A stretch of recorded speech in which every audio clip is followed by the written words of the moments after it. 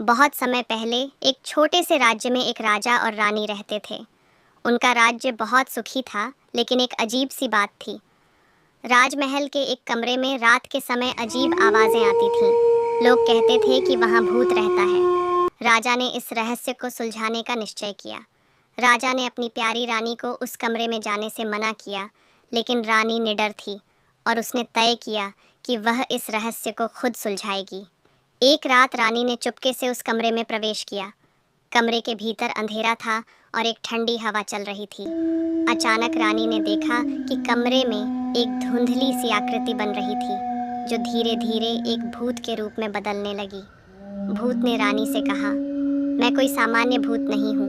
मैं एक दुखी आत्मा हूँ जो अपनी मौत का बदला लेने आई है। रानी डर के बजाय उसकी दुख भरी कहानी सुनने के लिए तैयार हो गई।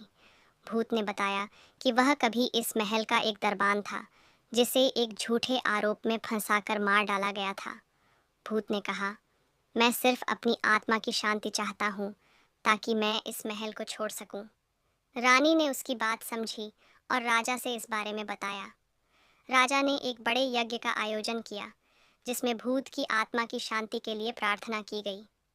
कुछ ही दिन बाद भूत की आत्मा शांत हो गई और महल में अब कोई अजीब आवाजें नहीं आती थीं।